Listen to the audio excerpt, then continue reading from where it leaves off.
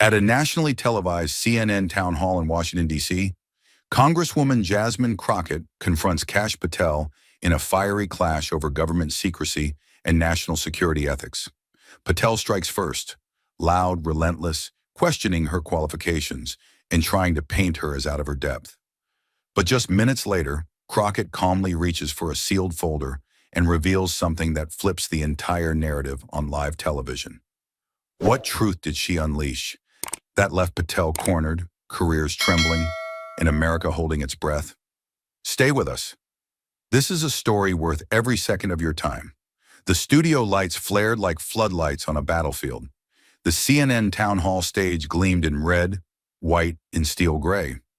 A polished arena built for ideological combat, not discussion. The crowd was already restless before the cameras rolled, murmurs rippling like a rising tide through the auditorium. At center stage, Kash Patel adjusted his cufflinks with the smirk of a man who believed he owned the air he breathed.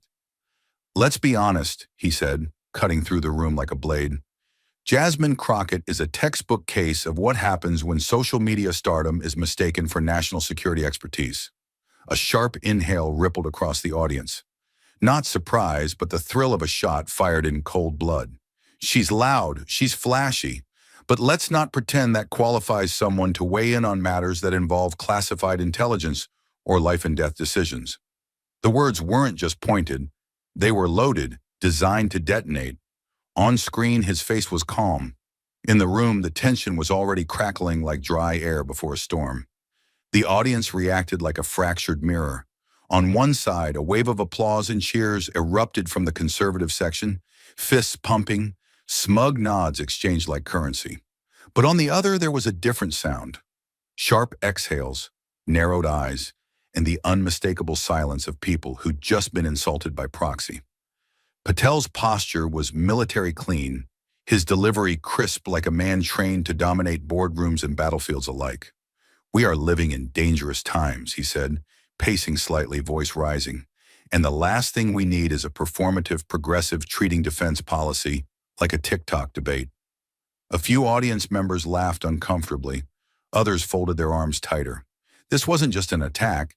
It was an ambush masked as commentary. And the woman he was targeting hadn't even stepped onto the stage yet. That silence, it wasn't absence. It was the calm before something seismic.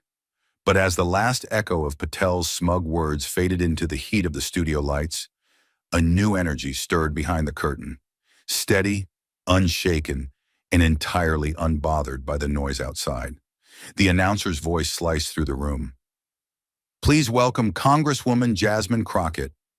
A single spotlight swung to stage left, and she stepped into it like a blade sliding from its sheath. No smile, no wave. Just poise wrapped in deep blue fabric and a gaze that could cut marble.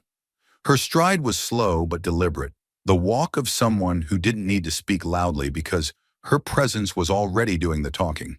In her left hand, a black leather folder, clean, precise, and sealed like a classified vault. It wasn't just an accessory, it was a warning. She placed it on the table with a soft thud that felt louder than any applause. And for the first time all night, Patel stopped moving. Crockett took her seat with elegance, adjusting her mic with surgical precision. She didn't fidget, didn't break eye contact with the moderator, or with Patel.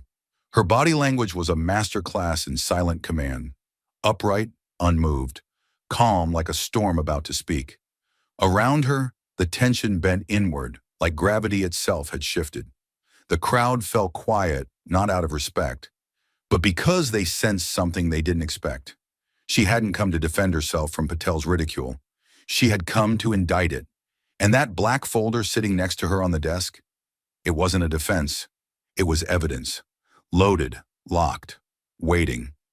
But just as Jasmine Crockett settled into her seat, composed, dignified, radiating a storm restrained, Kash Patel lunged forward like a man afraid of silence, hurling interruption after interruption, as if her voice itself was a threat he couldn't afford to let breathe. He didn't wait. He didn't blink. Before Crockett could fully tighten her mic or even part her lips, Patel was already hammering the table with his words. "Tell us, Congresswoman," he said, voice laced with condescension so sharp it could draw blood. What was your last direct intelligence briefing on a live threat vector? Not summaries, not filtered reports. I'm talking classified, real-time protocol decision-making. The aggression wasn't veiled. It was blatant. A blitz meant not to debate, but to dominate. He didn't give her time to answer. Didn't even pause for breath. You want to sit at this table like you're an equal, but you've never even been in the war room, have you? You've never had to carry the weight of real-time American lives on your shoulders. You've had cameras, tweets, and hashtags, not enemies and deadlines. Laughter rose from his side of the room, but it wasn't the kind that echoed confidence. It was desperate, insecure, the kind that needed volume to hide fear. Crockett didn't flinch. She didn't look away. But behind her stillness was a different kind of fire. Not reaction, but readiness. Chris Wallace, the evening's moderator and veteran CNN anchor, leaned forward like a referee forced to call a foul no one else dared blow the whistle on. "Mr. Patel, please, let her speak." His tone was firm, but Patel dismissed it with a tight shrug and the smugness of a man who believed rules were for the weaker player. "The audience deserves clarity, Chris," Patel declared, his voice rising like a prosecutor delivering a final blow. "Not rhetorical gymnastics, not moral grandstanding, clarity. And that doesn't come from someone who's never held a national security clearance." The camera cut to Crockett.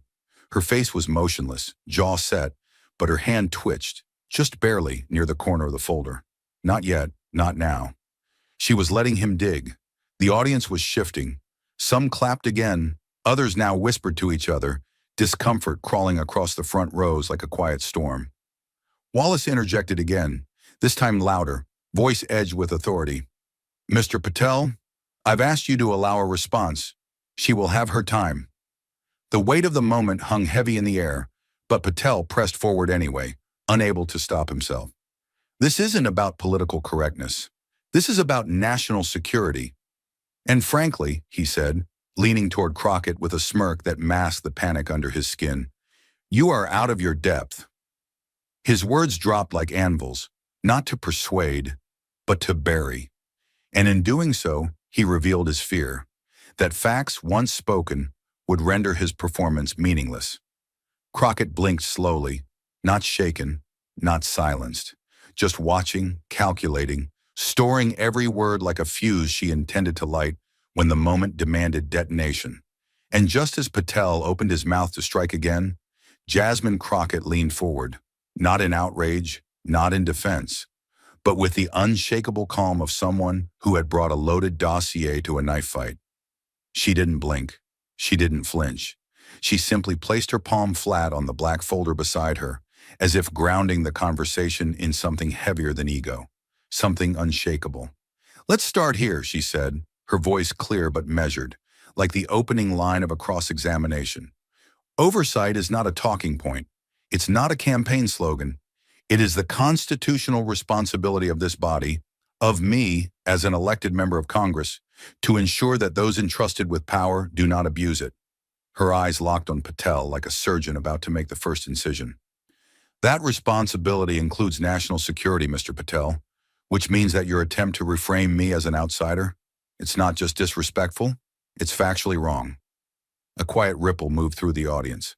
Not applause, not yet, but the stir of people realizing the momentum was shifting. Slowly, deliberately, Crockett opened the folder. The sound of the clasp unlocking was barely audible, but somehow it echoed. She lifted a document from the folder, its top stamped with the seal of the Department of Defense, its text dense, its authority unmistakable.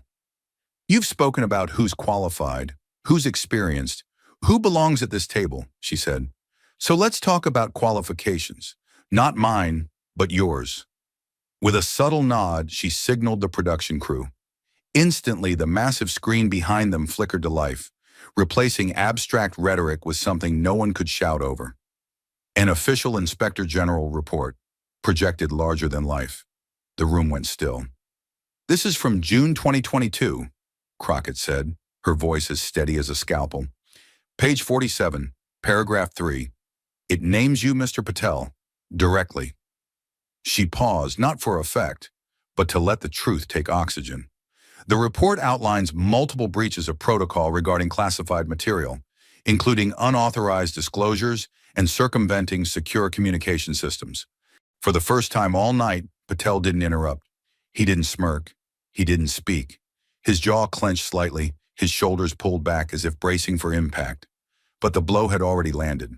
Crockett continued, not gloating, not emotional, but with the quiet devastation of someone who had done the work.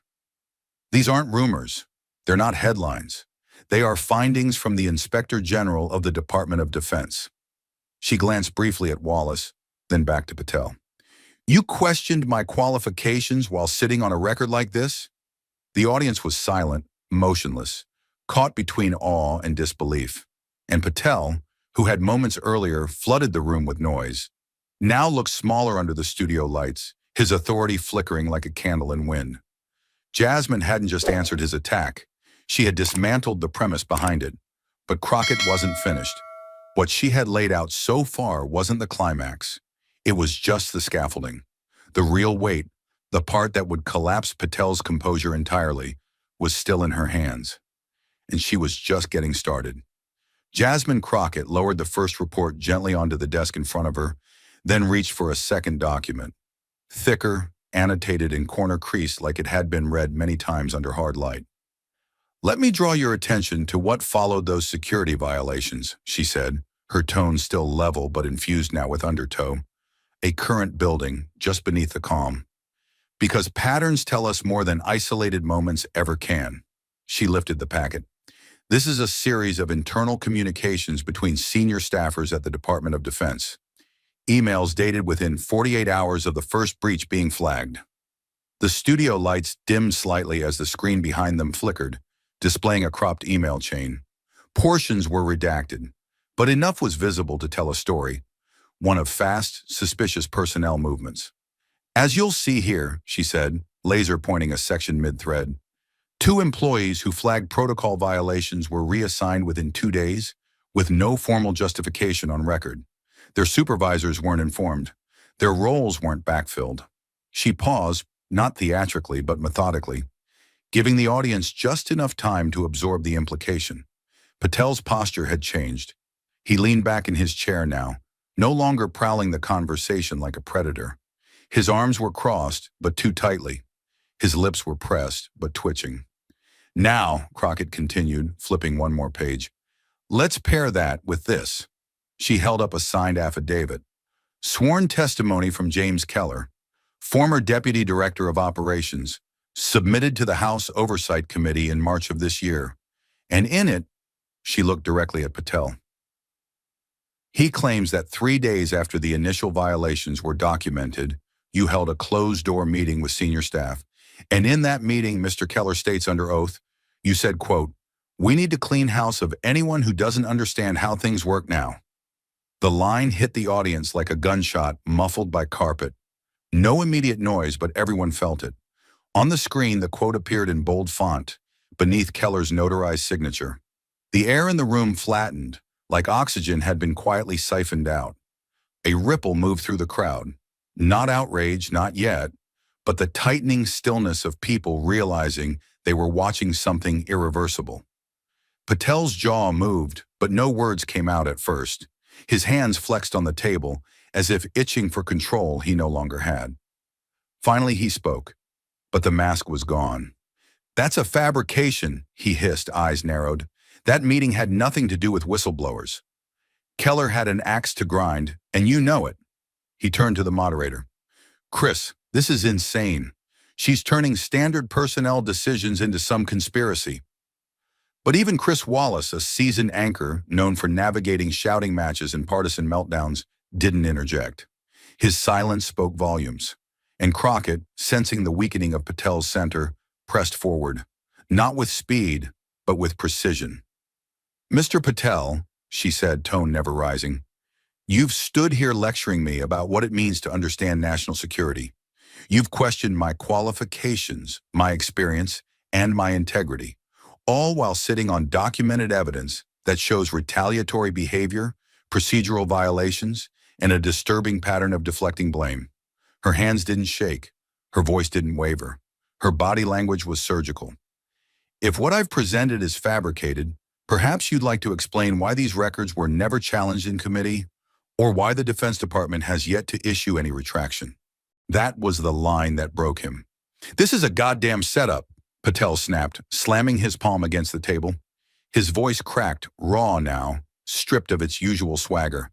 You're twisting facts and spinning narratives like some kind of partisan hit woman. These are internal matters, classified personnel shifts. You don't know what you're talking about. He gestured wildly, no longer controlled, no longer precise. You've got an agenda, Congresswoman. That's all this is. And yet the more he spoke, the less the room moved with him. Where earlier he had rallied laughter and applause, now there was only quiet. The only sound was the low hum of the projector, still showing the affidavit on screen like an unblinking witness. Wallace finally cleared his throat, his voice softer now. Mr. Patel, please, let's maintain decorum. But the moment had already slipped. Crockett turned back to the audience. Not for applause, but for clarity. Let me be absolutely clear, she said, her voice resonating through the stillness. What you are witnessing is not a performance. It is not a gotcha moment. It is a reckoning, the result of bringing facts to a stage where arrogance believed it could shout them down. She placed the affidavit beside the other documents, stacking them neatly. This isn't personal. This is accountability. Patel looked cornered now, visibly breathing harder, scanning the room for someone, anyone, to interject, to rescue him, to redirect the narrative. But no one moved. Even his own supporters were quiet, staring at the screen, the pages, the weight of it all. His face, moments earlier, smug and unbothered, now twitched with the recognition that this, the documents, the silence, the stillness, was the story being written in real time. Crockett didn't press the advantage with glee. She simply let the record speak. Calmly, devastatingly. The folder wasn't empty. The silence wasn't weakness. And her calm wasn't submission.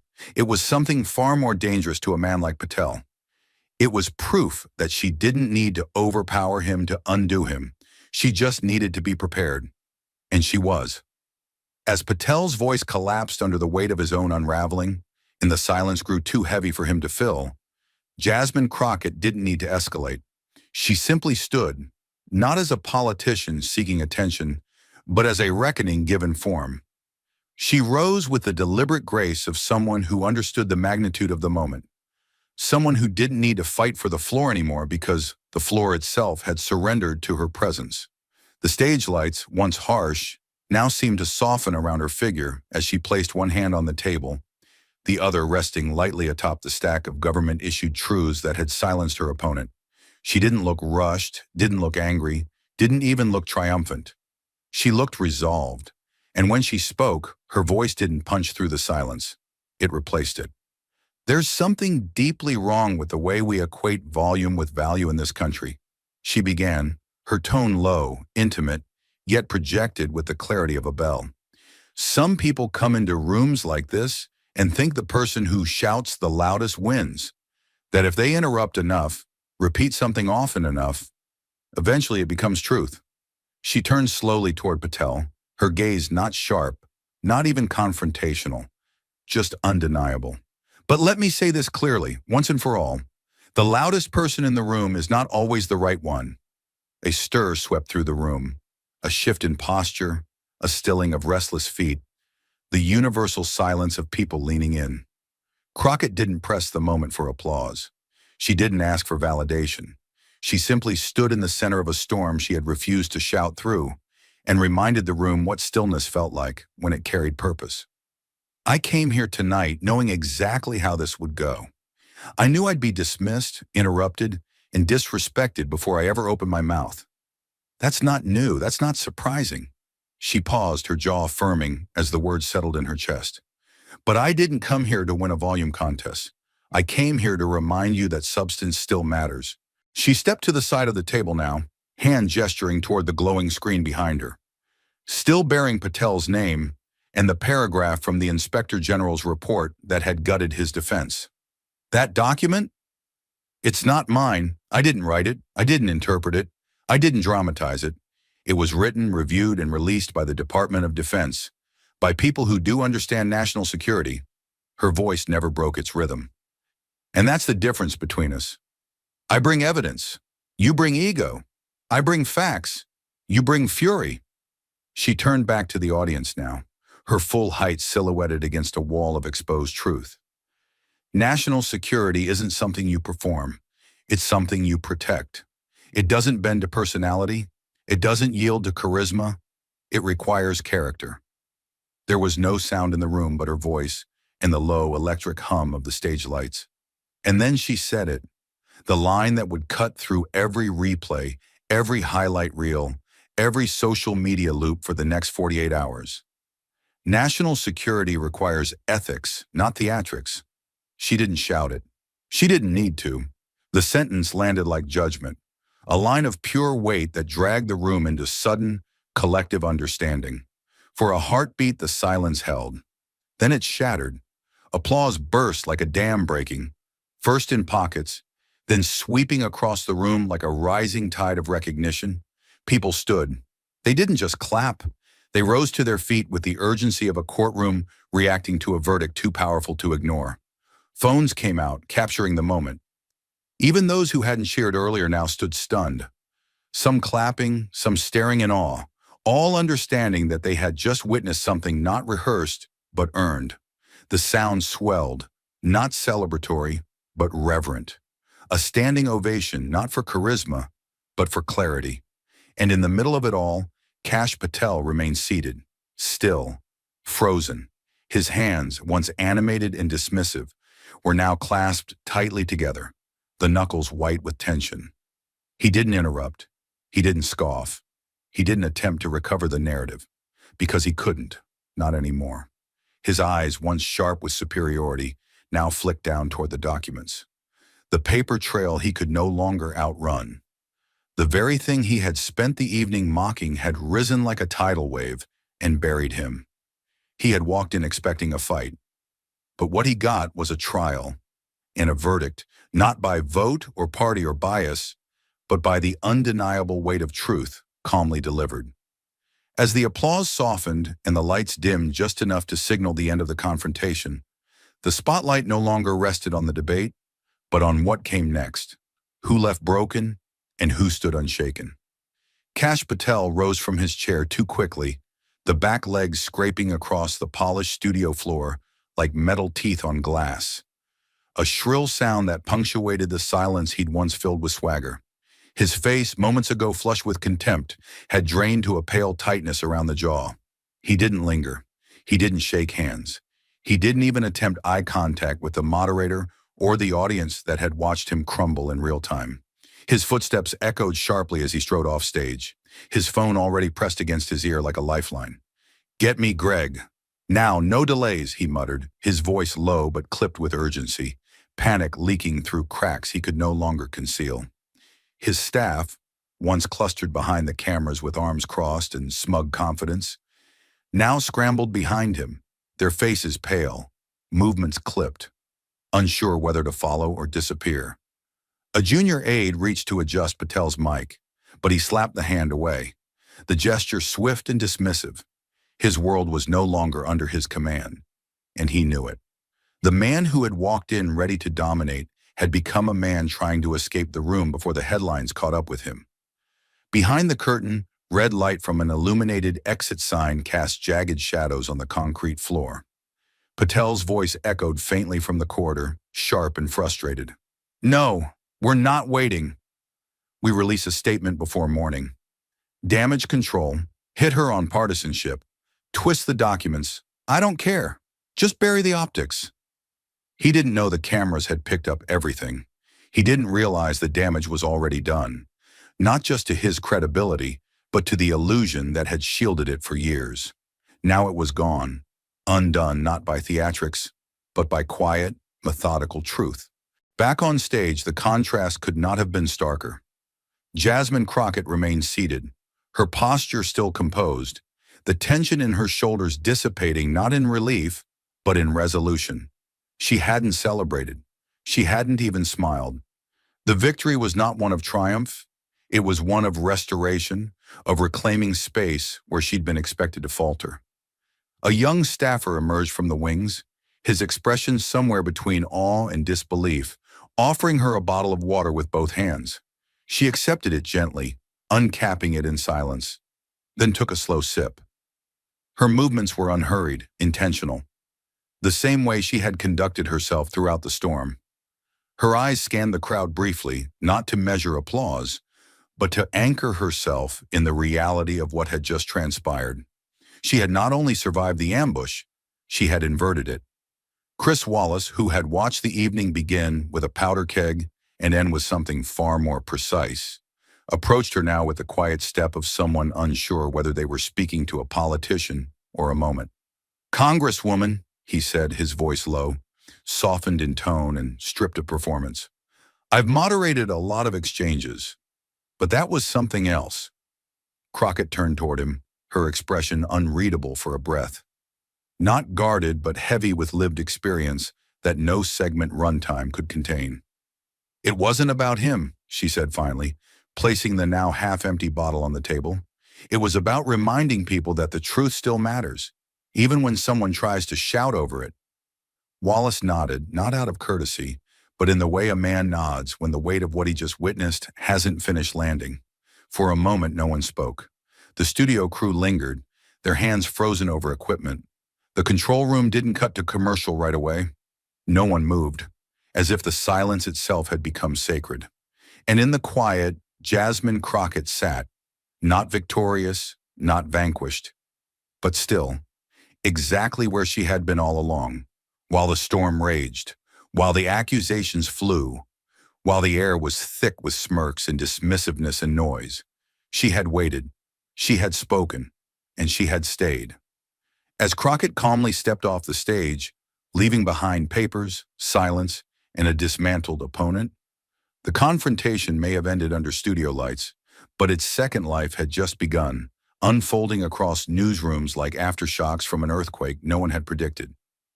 At exactly 8:47 p.m. Eastern, 12 minutes after the cameras cut to black, the first digital headline went live. The Washington Post didn't hesitate. Their homepage lit up with a single image: Jasmine Crockett, standing tall with her hand resting atop a stack of government reports, and beneath it, the headline, "Congresswoman Crockett flips the room in explosive national security showdown."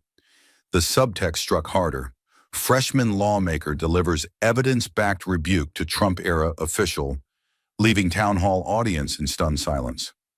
Inside the article, Crockett was described as a force of discipline in the face of derision, while Patel's evening was referred to, not gently, as a collapse under the weight of unchallenged arrogance. This wasn't a recap. It was a reckoning in print. The piece included full transcripts, freeze frames of damning documents, and a minute-by-minute breakdown of Patel's unraveling. By 9 p.m., the article had been shared thousands of times across syndicates and pushed to mobile alerts as a breaking political moment. At 9:06 p.m., Politico followed, not with commentary, but with a post-mortem. Their headline read, "The receipts speak, Crockett's calculated strike at Patel redefines congressional clashes." The opening paragraph pulled no punches. In an age where outrage often overshadows truth, one congresswoman came armed not with fury, but with files. The analysis dissected Crockett's strategy like military doctrine, calling her delivery judicially precise, her tone devastating in its restraint, and her timing calculated down to the breath. Politico's writers, typically cagey with praise, made an exception this time. One senior columnist described it as the rare political moment where fact eclipses theater and preparation beats performance. The article didn't need flair. Crockett had supplied all the impact. It concluded with a chilling line.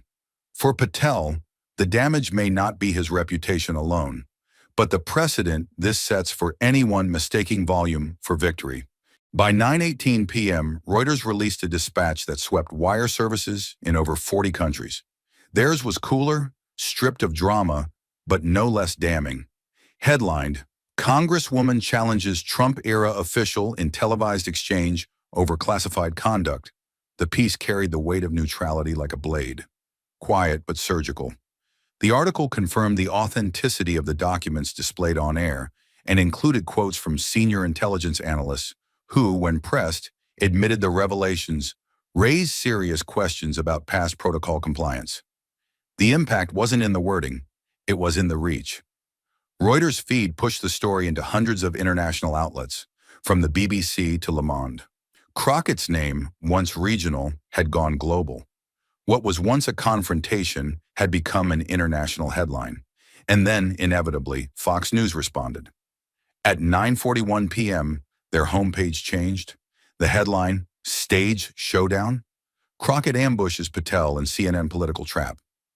Their article didn't focus on the documents. It barely quoted Crockett. Instead, it zeroed in on Patel's reaction, framing him as targeted by a coordinated smear effort using declassified and cherry-picked information. The piece leaned heavily on anonymous sources inside senior GOP media strategy teams, with one quoted as saying, "This wasn't debate, it was entrapment under studio lighting."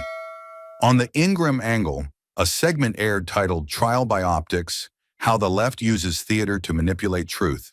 It featured a selectively edited clip of Patel mid-sentence, his tone sharp, his words cut just before his outburst. There was no mention of the Inspector General's report, no images of the affidavit.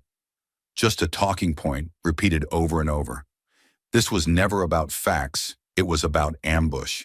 But the damage was done. On other networks, the narrative had already cemented. CNN's morning anchors replayed the entire segment uninterrupted.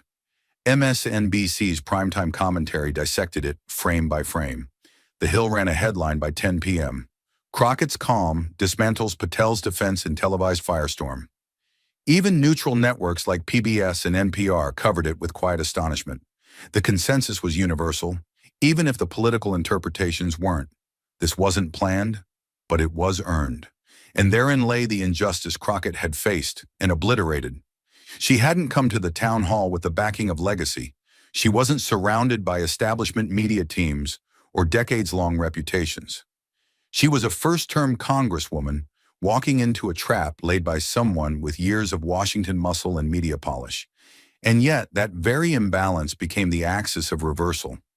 The injustice of being underestimated, of being talked over, sidelined, dismissed as ornamental, had not only failed to silence her, it had become fuel. The moment she opened that black folder, the imbalance became impossible to ignore. And now, as the headlines circled the globe, the imbalance wasn't just acknowledged, it was documented. Meanwhile, conservative strategists scrambled behind closed doors. At least 3 internal memos, leaked by midnight, revealed panic. One, obtained by Axios, read, "We failed to prepare Patel for the possibility of document-based attacks. Crisis teams should begin redirecting attention to broader issues unrelated to classified handling." Another warned, "Do not allow Crockett's moment to dominate the next 48-hour news cycle. Reframe as partisan smear." But even inside the right-wing ecosystem, cracks formed. Not all were willing to carry water this time. A Republican operative told Punchbowl News anonymously, "Look, we've seen a lot of disasters, but this wasn't a slip-up. It was a tactical defeat." Crockett, meanwhile, said nothing. Her press team released no gloating statement. Her office posted no immediate video clip. While headlines clashed and networks spun, she remained silent, because she didn't need to speak. The truth had already spoken for her. As headlines hardened into legacy and political strategists scrambled to patch a bleeding narrative, something far stranger and more potent began to take shape. Crockett wasn't just being reported on. She was being canonized. It started slowly, like the early wind before a storm. A clip here, a quote there. A late-night talk show host mouthing Crockett's final line, "National security requires ethics, not theatrics," to thunderous applause. But by morning it was unmistakable. Jasmine Crockett had not merely survived a televised political crossfire, she had detonated it and walked through the smoke untouched. Her inbox was flooded before sunrise. Requests from advocacy groups, campaign bundlers, universities, even late-night programs. One email from a DC donor simply read, "More of this. Name your number." Within 72 hours, Her campaign had raised more than $1.4 million, not from super PACs, from retired teachers, from postal workers, from nurses and bus drivers and veterans who said they saw themselves in her, the clarity, the courage, the composure. Invitations rolled in like tides during a supermoon. Harvard wanted her to deliver a guest lecture on evidence-based political discourse. A bipartisan integrity committee asked her to keynote a summit in Denver. CNN extended a standing offer for commentary slots. Even Hollywood circled. A producer from a major streaming network sent a confidential inquiry. "Has anyone optioned this yet?" Her communications director laughed when she saw it, but she didn't delete it. Because by then, even Crockett knew this was no longer a one-off. She had crossed a threshold. Online, the shift was volcanic. The phrase "don't Patel this" began circulating on forums by the second evening, usually paired with a grainy screenshot of Patel's stunned expression as Crockett revealed the affidavit. Reddit threads turned it into a verb. "I almost Patel'd my presentation, but then I triple-checked my footnotes." Instagram turned it into a visual language. Patel photos with red X's, Crockett folders haloed in light. And then came the t-shirts. White block letters on black cotton, "Bring receipts like Crockett." Within 48 hours, they were selling faster than the printers could restock. But it wasn't just digital. The moment breached reality like floodwater through drywall. In an open-plan office in Atlanta, a mid-level tech team watched the town hall replay during lunch. By the final minute, someone, half joking, half awed, stood up and clapped. The others followed. In a high school civics class in Michigan, a teacher paused after showing the clip and asked, "What made her effective?" A student raised her hand and said, "She didn't raise her voice. She raised the standard." In a church group discussion in Dallas, Crockett's moment replaced the evening scripture reading. "This," the pastor said, pointing to the screen, "is what faith and truth looks like in action." Even corporate boardrooms felt the tremor. One major pharmaceutical firm held an internal seminar on evidence-based communication, with Crockett's performance cited as an ideal model for strategic de-escalation under hostile conditions. A labor union in Pennsylvania printed flyers with her image under the words, "Speak with facts, hold the line." In one viral clip, a group of nurses held up signs that read, "In healthcare, as in politics, always bring receipts." The phrase had transformed. It wasn't slang anymore. It was a new kind of mantra, but behind the glamour, behind the overnight fame, the injustice that birthed it still hummed like an electric current. Because none of it was given. It had to be fought for.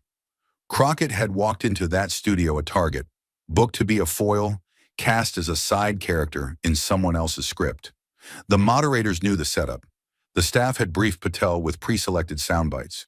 Crockett was supposed to be background noise, acceptable, containable opposition. But she came in with more than presence. She came in prepared, and preparation was the one thing they hadn't accounted for. Now the irony was unavoidable. The woman they underestimated had become a mirror to their failure. And every time a new meme spread, every time a high schooler referenced her folder in debate club, the injustice looped back, exposed not with outrage, but with poise. That's what made it sting. Crockett never screamed. She didn't slam a fist or storm out. She proved that discipline could be more explosive than any outburst. By the fifth day, political analysts began whispering about what they once scoffed at. Could she be a national contender? One even floated the idea on live TV. I mean, if this is her first year in Congress, what's she capable of by year 6? Others dismissed it. Too soon, too flashy. But the footage kept playing, again and again and again, in airports, in classrooms, in cafeterias. The moment had seeded itself into the culture. It wasn't just Crockett's victory, it was the blueprint. And America was watching. Not because she demanded to be heard, but because she proved what happens when the ignored bring the truth. And the room has no choice but to listen. But while the public clung to Crockett's moment like a national epiphany, the halls of power pulsed with something colder: calculation, hesitation, and for some, fear. Because when a single moment rewrites the rules of engagement, Washington doesn't clap, it recalibrates. The first official response came not in the form of a speech, but a whisper, a carefully worded congratulatory post from Senator Elizabeth Warren. It read, "Integrity is not volume. Facts are not opinions. Proud to serve alongside leaders like Representative Jasmine Crockett." The subtext wasn't hard to read. Crockett had done what many veteran Democrats failed to do: face down a Trump-era operator without flinching or fumbling. Hours later, Representative Ro Khanna followed suit, stating in a live MSNBC appearance, "We've got new blood, and they don't just talk, they deliver." The praise rippled outward. Progressive groups floated the idea of placing Crockett on the Oversight Committee's intelligence subpanel. Behind closed doors, party strategists were already drawing lines around her face in campaign materials marked 2026. A junior staffer from the House Democratic Caucus admitted bluntly, "If we don't elevate her now, we're fools." But not all reactions were built on celebration. On the Republican side, a different strategy took hold: contain, but do not engage. Speaker Mike Johnson issued a short, clipped statement: "We believe in transparency and civility in public discourse. Mr. Patel remains a valued voice on national security." No mention of the documents. No comment on the substance. Representative Jim Jordan, normally a pit bull for partisan defense, chose uncharacteristic silence. Behind the scenes, however, GOP communications staff were in triage mode. Leaked messages revealed debates over how to spin the fallout. Some wanted to attack Crockett's tone. Others feared that would backfire and amplify her calm strength. "She didn't lose her cool," one aide reportedly warned in a group chat, "which makes her 10 times more dangerous." Even Fox News' internal memo, obtained by a media watchdog group, instructed on-air personalities to refer to the town hall as confrontational, not damaging, and to avoid repeating any quotes from the Inspector General's report Crockett had used.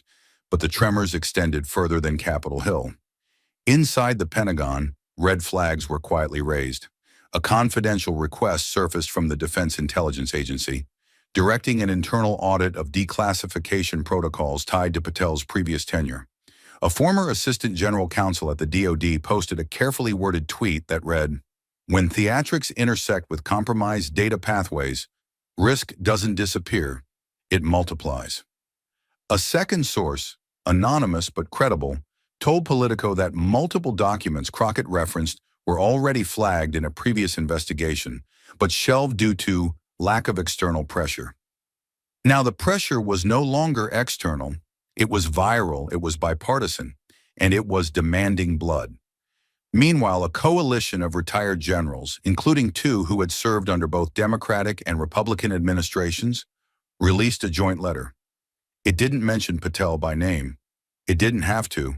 It emphasized the vital importance of consistency and ethical stewardship in the handling of classified materials, and warned against the normalization of reckless behavior cloaked as patriotism. Defense forums lit up overnight. On an Air Force veterans message board, one user posted, "If what she said on live TV is even 60% accurate, there are people in the system who need to start lawyering up." The pressure inside Patel's camp escalated into chaos. 3 aides reportedly walked out within 48 hours of the town hall, citing ethical discomfort and media mismanagement. One email leaked from a communications chain showed an urgent plea to a crisis PR firm. "We need an exit strategy. We cannot win this news cycle." Patel himself vanished from television. A scheduled appearance on a podcast hosted by a conservative think tank was abruptly canceled. No explanation given, no reschedule promised, and all the while Crockett said nothing. She let the system speak for her. Let the machinery she challenged begin turning inward. She had cracked the armor, and now the institutions were inspecting their own bruises. That was the deepest cut of all, not that she had shouted over her opponent, but that she had made him irrelevant while revealing the cracks he once exploited. The imbalance she endured, that of walking into a forum set against her, of being labeled a novice in a space dominated by legacy and connections, had become the foundation for a reckoning no one could mute. In one closed-door meeting of the House Intelligence Committee, a Republican member reportedly paused halfway through a briefing and said, We need to separate Cash's past access from our future credibility. No one argued, not even his own staff. As whispers hardened into investigations and the fault lines deepened across agencies and parties, Patel did what wounded men in politics often do. He ran to friendly fire, hoping it would burn differently. He appeared 3 days later on a hard-right podcast called The Patriot's Gate. The lighting was tight, colors saturated in crimson and chrome, and the host, veteran conservative flamethrower Mason Grant, was already baiting the hook before the camera even rolled. "We all saw the ambush," Grant opened. CNN, a liberal moderator, a Democrat congresswoman with a folder full of who knows what. It smelled like a setup. Patel leaned in with rehearsed indignation, his voice lower, slower, less manic than during the town hall. "That's exactly what it was," he replied. "A political hit. They framed the conversation to make me the villain before a single question was asked. It wasn't oversight. It was entrapment." He nodded confidently, as if trying to rewrite his memory in real time. "And let's be clear," he added, eyes narrowing into the camera. "This wasn't about national security. This was a coordinated attack to discredit conservatives who dare to speak bluntly. I was too effective, so they went digging for garbage, packaged it up in a fancy folder, and let the media do the rest." Grant nodded approvingly, but there was a flicker, just a flicker of hesitation behind his eyes. And then came the crack. "But Cash," Grant said slowly, rubbing his hands together like a man walking into a fire he didn't start. "You say the documents were weaponized. Okay, but just for clarity, are you saying the Inspector General's report was fake?" The pause was volcanic. Patel's eyes twitched, and his shoulders rose a fraction too high. "I'm saying it was framed," he answered, "taken out of context, leaked selectively." But the edge had dulled. The fire was no longer rage, it was smoke. The clip went viral within hours, not as a vindication, but as a backpedal in HD. The internet chewed it up. "So it's real, but not real," one user quipped under the video. Late-night shows clipped the moment with the caption, "Cash crashes in 17 seconds." Meanwhile, across the airwaves, Crockett returned, not as a warrior, but as an architect. She appeared on MSNBC's The Last Word, seated in front of the Capitol Dome, dressed in navy with a single gold pin at her collar. The tone was different now. She wasn't defending herself anymore. She was laying out a path. "What happened on that stage wasn't a takedown," she told host Lawrence O'Donnell. "It was a reckoning with truth. And the fact that truth makes people uncomfortable doesn't mean it's an ambush. It means it's overdue." O'Donnell leaned in, clearly captivated. "Congresswoman, walk us through the moment when you decided to bring classified oversight into public light, without compromising national security." She nodded, calm, composed. "We did what Congress is supposed to do. We reviewed the Inspector General's findings. We corroborated with non-classified documents. We redacted what we had to. And we followed the protocols to expose misconduct while protecting the system." Then came the pivot, sharp, principled, surgical. "But the bigger question," she said, "is why this took a viral moment for anyone to pay attention. Our system of oversight is broken. It hides behind classified whenever accountability is inconvenient. It buries whistleblowers in process. I'm calling for a full transparency reform, one that ensures the public knows when their public servants are violating national ethics under the guise of national defense." O'Donnell nodded, nearly breathless.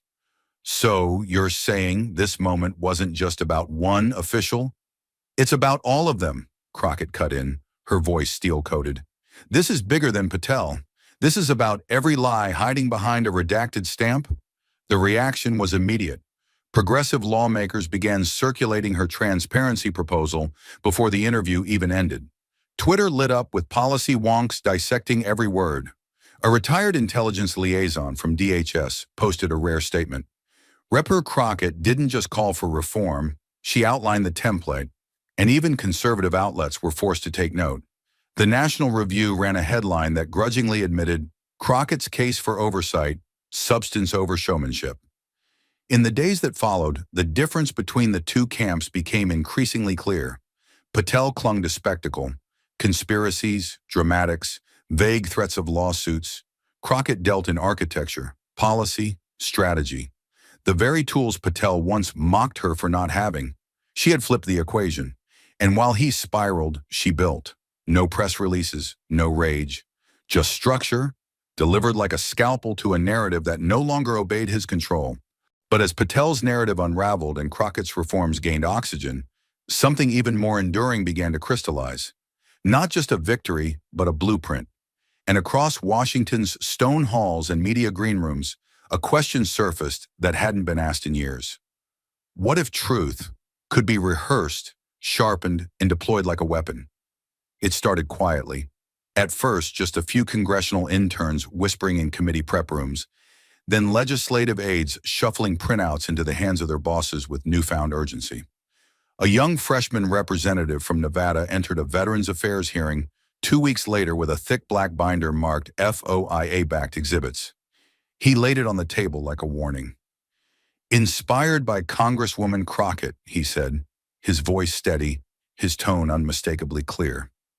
The old ways of debating, rhetoric without receipts, fury without facts, were beginning to feel outdated. On both sides of the aisle, staffers started embedding links in talking points, cross-checking Inspector General reports, even color-coding public records to anticipate ambushes in real time.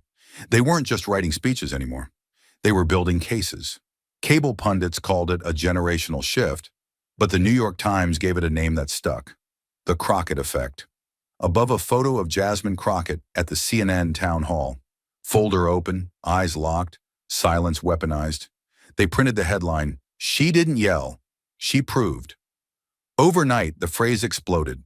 From Capitol Hill to law schools to corporate workshops on political communication, the Crockett effect became shorthand for something rare: victory through evidence, not ego.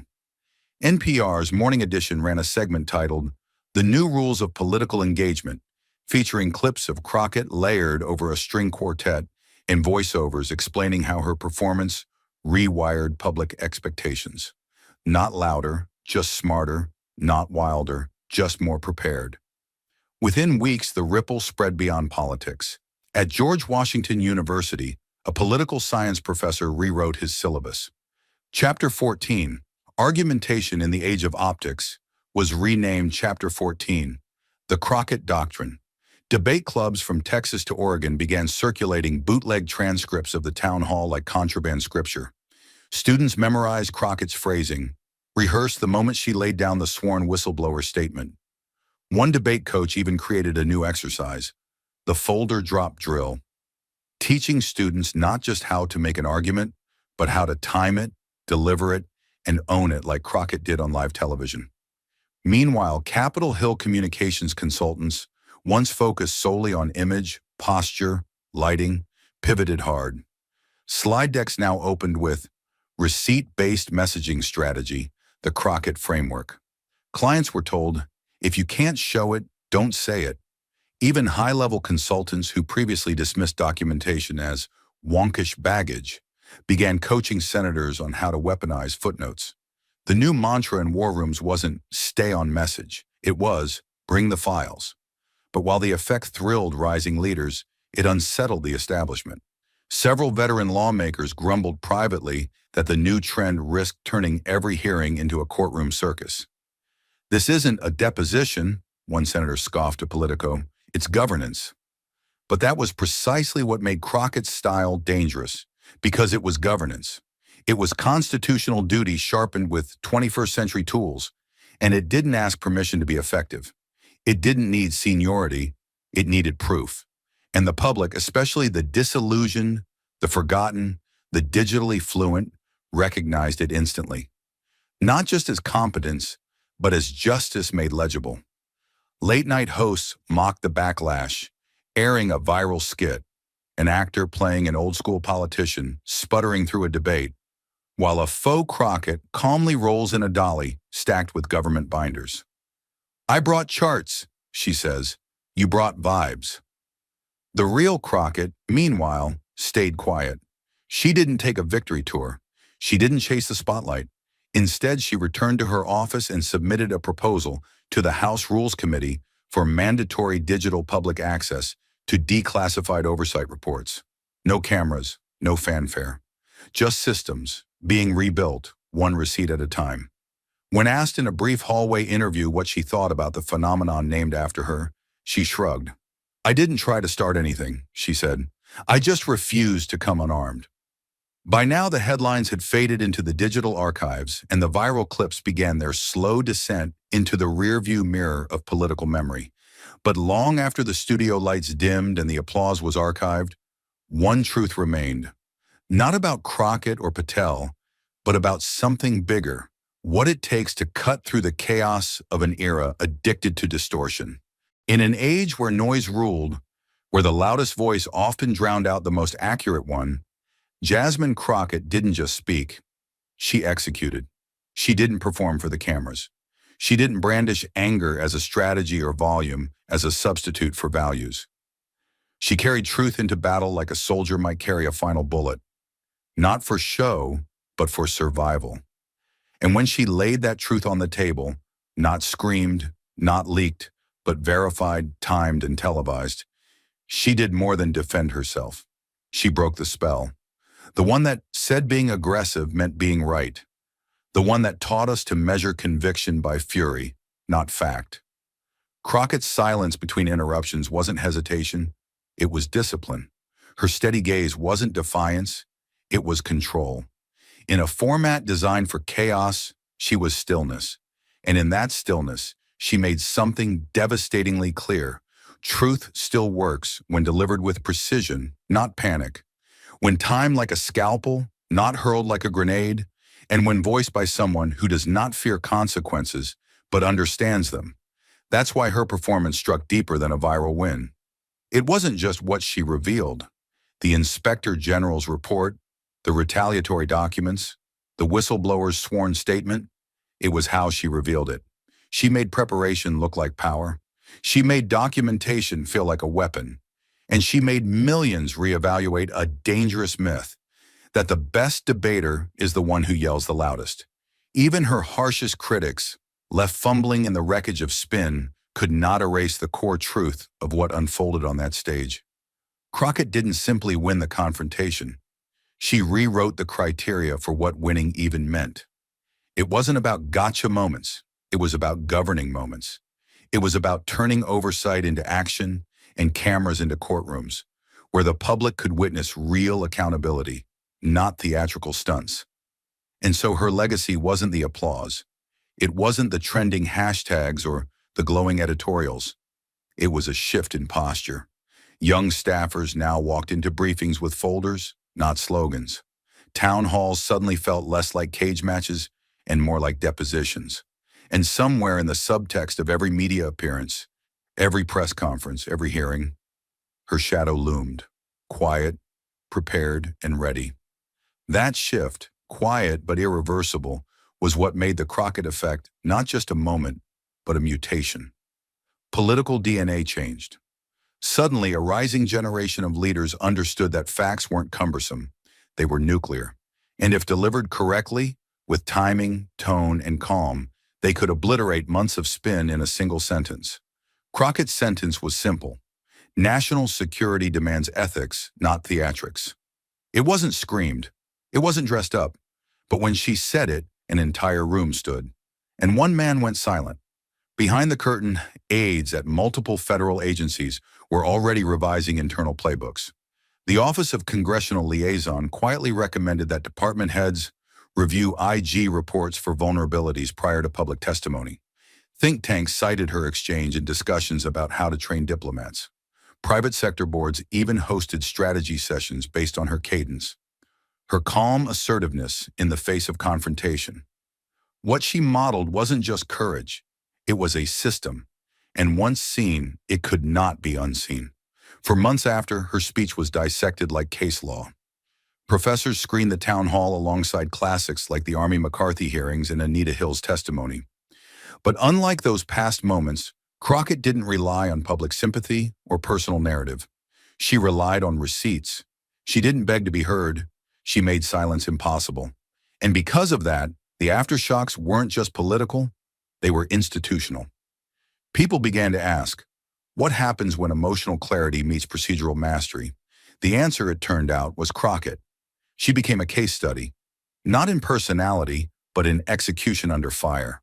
Her victory wasn't cinematic because it was explosive. It was cinematic because it was surgical. She let her opponent overplay his hand, let the room build tension, let the viewers lean forward, and then, at the moment when bluster reached its highest pitch, she opened a folder and detonated restraint. Not chaos, not revenge, but consequence. And in doing so, she didn't just finish an argument. She ended an era. The age of empty outrage had met its match. Years from now, students of law and leadership will still be watching that clip, pausing it, rewinding it, studying the twitch of her hand before she turned the first page.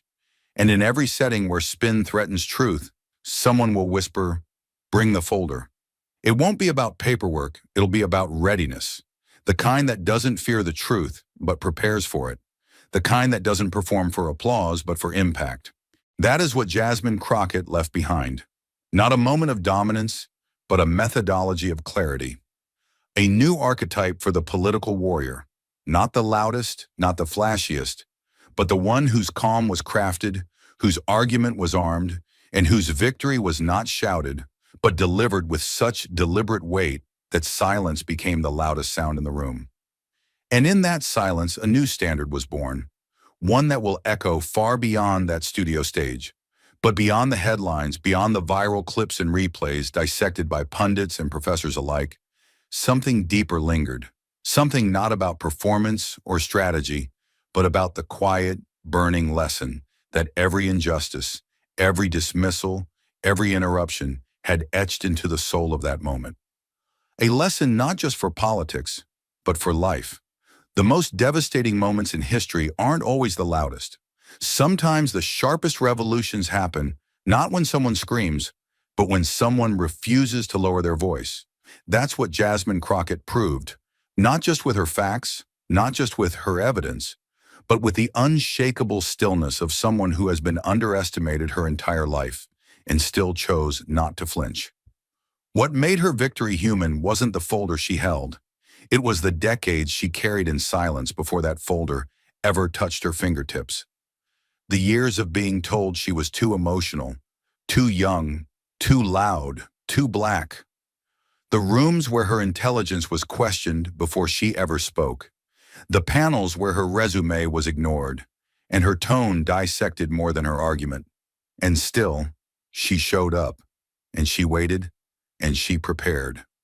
It's easy to believe that the world changes through explosion, but Crockett taught us that change also comes through patience, through documenting what they think you'll never find, through listening longer than they expect, through holding back until the exact second the lie collapses on its own weight. It's a lesson forged in every woman who's had her ideas stolen in a meeting, in every whistleblower told to stay silent for the good of the institution, in every underdog who was told to wait their turn, but knew that turn would never come unless they made it. In that moment, Crockett didn't just take her turn. She created the conditions that made denying it impossible. And yet, even as the nation cheered, the human cost remained unspoken.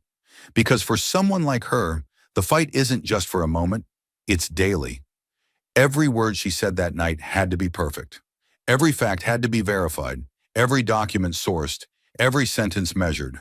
Because one misstep would have been weaponized, not just against her, but against every woman who looked like her, every outsider who dared to speak. Her margin for error wasn't narrow, it was non-existent. That's the part most people missed. Her victory wasn't just impressive, it was required for survival, and she pulled it off anyway. That's where the lesson lives, not in the applause, but in the pressure she endured to earn it. In a world that often confuses cruelty with strength and noise with truth, she modeled a rare form of resistance, grace under fire. She didn't need to shout to be powerful. She didn't need to mock to be memorable. She didn't need to destroy someone's dignity to defend her own. She came armed with something infinitely rarer: integrity backed by evidence and ethics shaped by struggle. And that, in the end, is the human core of what happened. It wasn't a political triumph. It was a moral calibration, because it told us something we'd forgotten, that truth doesn't have to shout to win, that composure isn't weakness, It's courage with its back straight. That when the odds are rigged, when the stage is stacked, and when even the host hesitates to interrupt the aggressor, you can still win by staying ready, not bitter. By choosing the moment, not reacting to the bait. By being the keeper of the truth, not just the target of the narrative. In Jasmine Crockett's silence before she spoke, there was a lesson. In her precision when she did, there was a blueprint. And in the moment Patel realized he couldn't shout her down, there was a reckoning. She didn't just bring receipts. She brought the reminder that in a world of orchestrated distraction, truth still cuts through, if delivered by someone who dares to carry it to the front lines and doesn't blink. That's the story that stayed long after the credits rolled. Thank you for watching until this moment and for standing with us on this journey for justice. Your support means everything. Like, subscribe, and turn on notifications so you never miss what's next. And we'd love to hear your thoughts. Leave a comment below and let us know what moved you most in this story. Together, our voices make a difference.